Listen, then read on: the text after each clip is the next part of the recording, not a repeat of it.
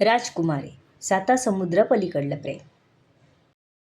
तुझ्या खुशीतच माझी खुशी आहे. मारियाला खुश बघून किंग विल्यम्सही खुश होता. त्याचे एका दगडात दोन पक्षी मरत होते. त्यामुळे पुढचा विचार करून किंग ह्या लग्नाला तयार झाला होता. इथून पुढे दुसऱ्या दिवशी किंगने आपल्या दरबारात आपल्या लाडक्या कन्येचं लग्न जाहीर केलं. खूप सारे डिझर्ट अँड गिफ्ट्स आपल्या दरबारातल्या लोकांना तसेच इतर जनतेला भेट दिली. आपल्या सगळ्या लोकांना लग्नाच्या तयारीला लागायला सांगितलं. सगळीकडे एकच धावपळ सुरू झाली होती. सूर्यभान दुसऱ्या दिवशी काही काम आहे सांगून बाहेर पडला. एका ओळखीच्या माणसाला भेटला. तिथून त्याने नलला निरोप दिला. राजा नरेश सुखरूप आहे. तिथल्या राजकन्येशी विवाह करत आहे. इथून बाहेर पडण्यासाठी हा एकमेव मार्ग आहे.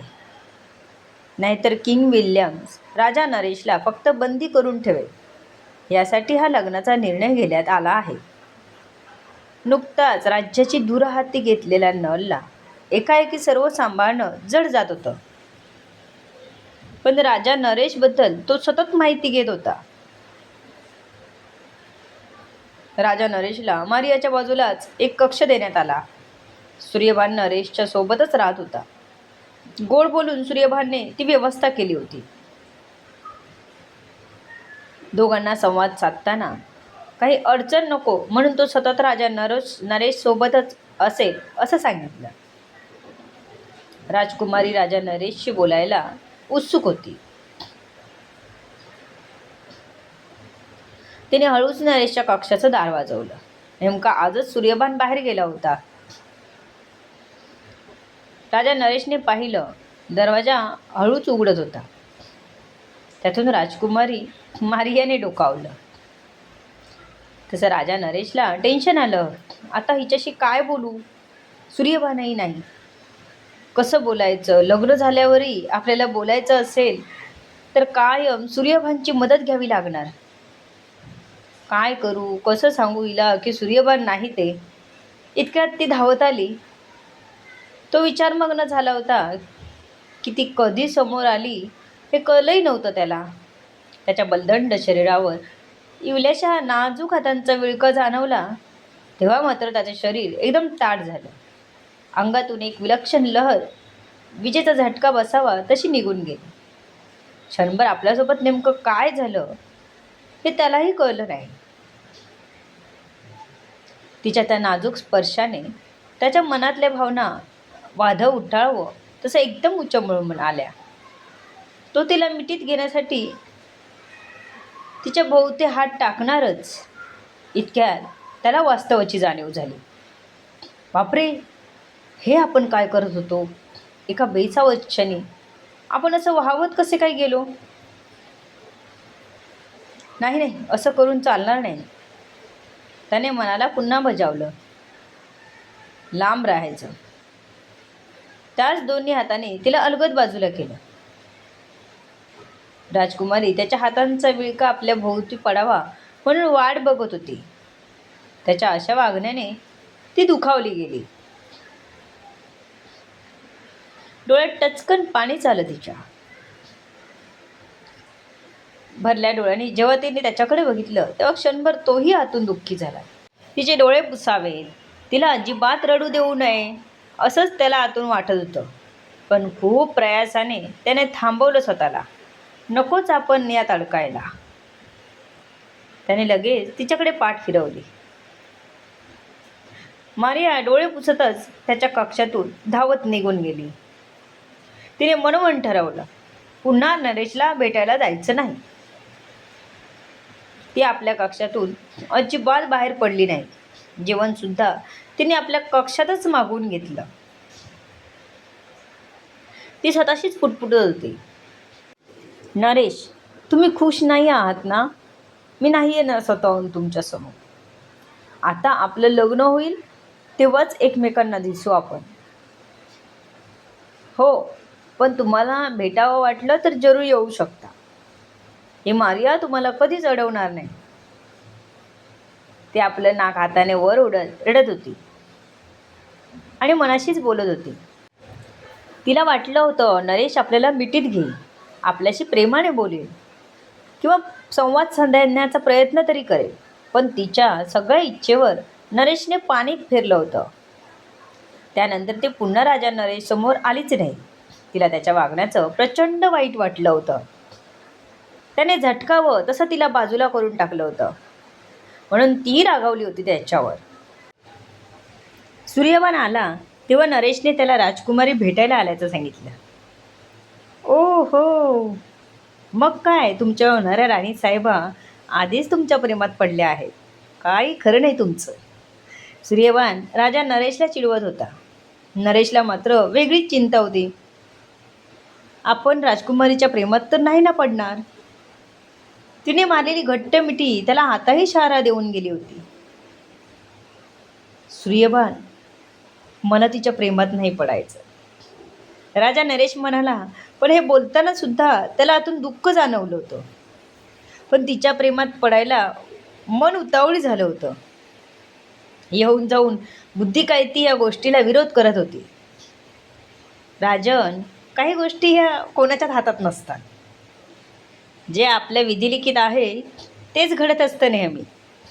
आपण त्याच्या पटलावरचे प्यादे, त्यामुळे तुम्ही काही स्वतःला दोषी मानत राहू नका.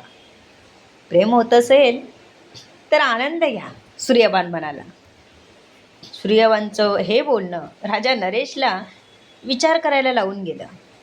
सूर्यवाने नरेशला आपल्या मायभूमीत काय चाललंय याची खबर दिली.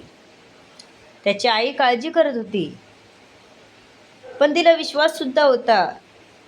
सूर्यवानने नरेशला सांगितलं.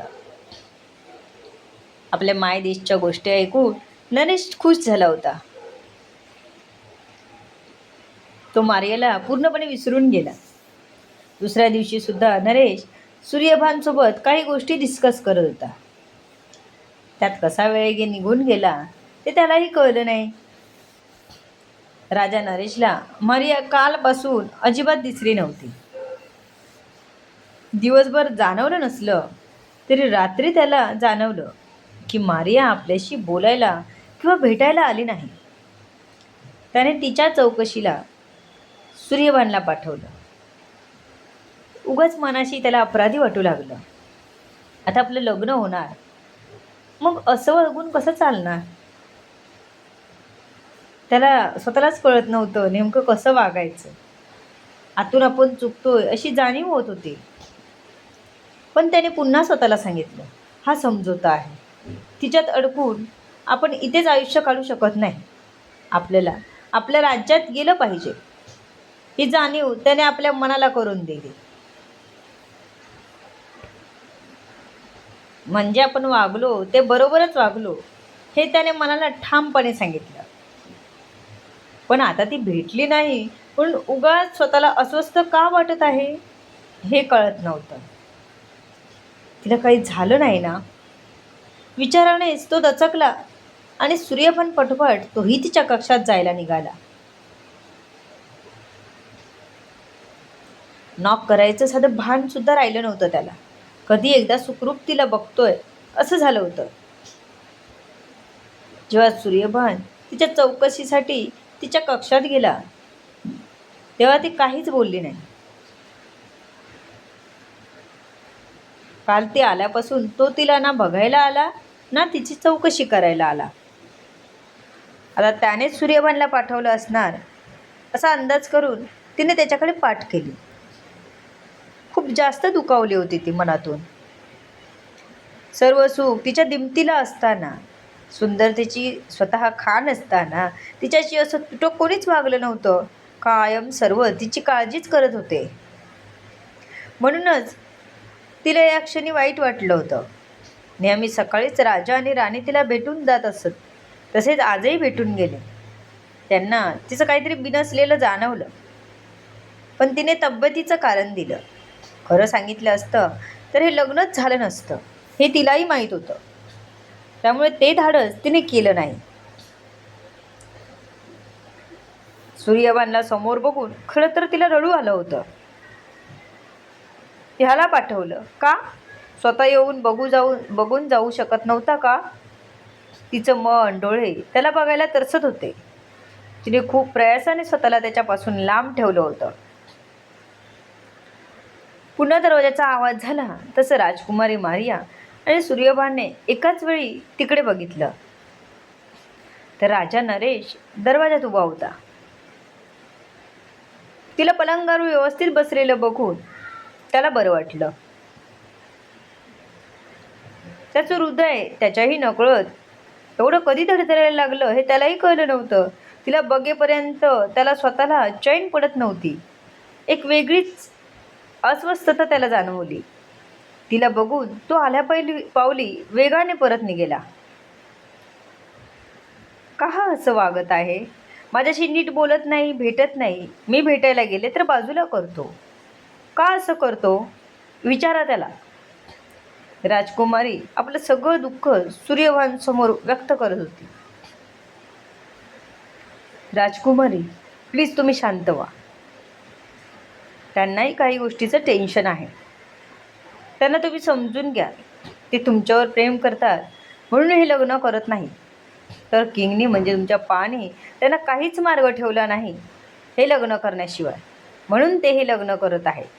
तुम्ही त्यांच्याकडून जास्त अपेक्षा करू नका. सूर्यभानने मारियाला वस्तुस्थिती सांगून समजावलं. राजा नरेश हतबल होता. का मी तिची एवढी काळजी करतोय? का मी तिला बघायला गेलो? तो पुन्हा आपल्या कक्षात येऊन विचार करत होता. इकडून तिकडे फिरत होता. एवढी अस्वस्थता जाणवत होती त्याला. सूर्यभानने समजूत काढल्यावर राजकुमारी मारियाला त्याचं वागणं बरोबर वाटलं. तिने स्वतःलाही समजावलं. सूर्यभान तडक राजा नरेशच्या कक्षात आला. त्याला राजा नरेशची चाललेली घुसमट कळत होती. राजन, तुम्ही प्रेमात पडलाय? सूर्यभानच्या प्रश्नाने राजा नरेश जागीच थांबला. नाही, त्याने तितक्याच मोठ्याने सूर्यभानला उत्तर दिलं. मला तिच्या प्रेमात पडून चालणार नाही. तो स्वतःशीच बडबडला. हे तुम्ही खोटं बोलताय, सूर्यभान म्हणाला. राजा नरेशने फक्त रागाने सूर्यभानकडे बघितलं. त्याला नव्हतं पडायचं प्रेमात, तरी हे मन त्याला तिच्याकडे त्याच्याही नकळत ओढून नेत होतं. आता काही झालं तरी तो तिला बघायला, बोलायला किंवा काळजीने भेटायला जाणार नाही हे त्याने मनाशीच ठरवून ठेवलं होतं. माझ्याकडे रागाने बघून काहीच बदलणार नाही आणि तुम्ही जर तिच्या अडकलात तर तुम्हाला इथून बाहेर पडायला कधीच जमणार नाही. हे सगळं खरं असलं तरी तुमच्या मनाला तुम्ही जास्त वेळ समजावू शकत नाही. मी म्हणालो तसं आपण फक्त प्यादे आहोत. सूर्यभानने जळजळीत निखाऱ्यासारखं वास्तव त्याच्यासमोर ठेवलं होतं. होय, त्याला हे वास्तव मनाशी ठेवूनच हे लग्न करायचं होतं. तरच तो आपल्या मायदेशी जाऊ शकणार होता. मारियाला घेऊन जाणं त्याला ह्या जन्मात तरी शक्य वाटत नव्हतं. कारण मारिया आपल्या वडिलांचं राज्य सोडून यायला नक्कीच तयार झाली नसते. राजा नरेश एकदम विचित्र परिस्थितीत अडकला होता. To be continue.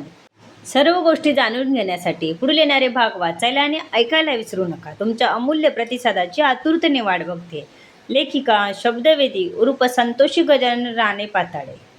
धन्यवाद. या कथेला जास्तीत जास्त लोकांपर्यंत शेअर करा, लाईक करा, कमेंट करा आणि कथेला जास्तीत जास्त लोकांपर्यंत पोहोचवा. पुन्हा एकदा धन्यवाद.